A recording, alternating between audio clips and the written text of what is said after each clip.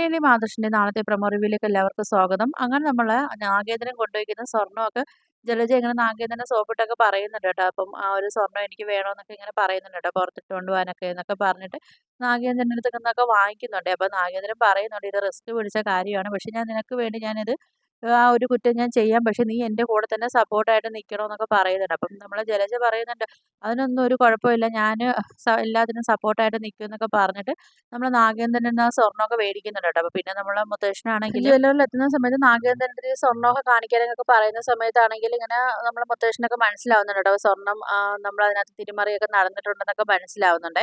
അങ്ങനെ മുത്തശ്ശനാണെങ്കിൽ നാഗേന്ദ്രനെ ഒരുപാട് അടിക്കുകയൊക്കെ ചെയ്യുന്നുണ്ട്. എന്നിട്ട് പറയുന്നുണ്ട്, നിന്നെ ഇത്രയും ഞങ്ങൾ വിശ്വസിച്ചല്ലോടാ, നിനക്ക് ഞങ്ങൾക്ക് തന്നെ ഇങ്ങനെ ഞങ്ങളെ ചതിക്കാൻ തോന്നി എന്നൊക്കെ പറഞ്ഞിട്ട് നമ്മളെ നാഗേന്ദ്രനെ ഒരുപാട് അടിക്കുകയൊക്കെ ചെയ്തിട്ട് നമ്മൾ ആ ജ്വല്ലറിയിൽ നിന്നൊക്കെ അടിച്ച് പുറത്താക്കുകയൊക്കെ ചെയ്യുന്നുണ്ട് കേട്ടോ. അതിന്റെ പിന്നെ നമ്മളെ ജലജടുത്ത് വന്ന് നാഗേന്ദ്രനെ വിളിക്കുന്നുണ്ട് ജലജ. പക്ഷെ ജലജയാണെങ്കിൽ പോകത്തൊന്നുമില്ല. ജലജ പറയും, എനിക്ക് എൻ്റെ മക്കളെയും കൊണ്ട് വന്ന് കഷ്ടപ്പെടാനൊന്നും വയ്യെന്നൊക്കെ പറഞ്ഞിട്ട് ജലജ പോവാതെ നമ്മളെ നാഗേന്ദ്രനെ മാത്രം അവിടെ വീട്ടിൽ നിന്നൊക്കെ അടിച്ചൊക്കെ ഇറക്കുന്നുണ്ട് കേട്ടോ. അപ്പം ഈ കഥയൊക്കെ നമ്മളെ ആദർശിന്റെ അടുത്താണെങ്കിൽ പറയുന്നുണ്ട് അയാൾ. അപ്പം പറയുന്നുണ്ട്, അതിന് ശേഷമാണെങ്കിൽ നമ്മളെ നാഗേന്ദ്രന്റെ ഒരു അവസ്ഥ വല്ലാത്ത കഷ്ടപ്പാടൊക്കെ ആയിരുന്നൊക്കെ പറയുന്നുണ്ട് കേട്ടോ. അപ്പം അയാൾ ആ ഒരു വാശിയിലായിരിക്കും ഇപ്പൊ പോയി രക്ഷപ്പെട്ടിട്ടൊക്കെ വന്നിട്ട് തിരിച്ച് ആ ഒരു പക തീർക്കുന്നതെന്നൊക്കെ നമ്മൾ ആദർശിന്റെ അടുത്ത് ഇങ്ങനെ പറയുന്നുണ്ട് കേട്ടോ. അപ്പൊ ഇത് ആദർശം ഇതാണെങ്കിൽ ഇതൊക്കെ കേട്ടാണെങ്കിൽ ആകെ ഷോക്കായിട്ടൊക്കെ നിൽക്കുന്നുണ്ട് കേട്ടോ. അപ്പൊ ജലജ ഈ ഇത്രയും തെറ്റൊക്കെ നാഗേന്ദ്രടുത്ത് ചെയ്തിട്ടും ജലജ ആ ഒരിതും ഒന്നും കാണിക്കാതെയൊക്കെ നിൽക്കുന്നില്ലേ. അപ്പൊ ഇതൊക്കെയാണ് പ്രൊമോ റിവ്യൂ ആയിട്ടൊക്കെ കാണിച്ചിരിക്കുന്നത്.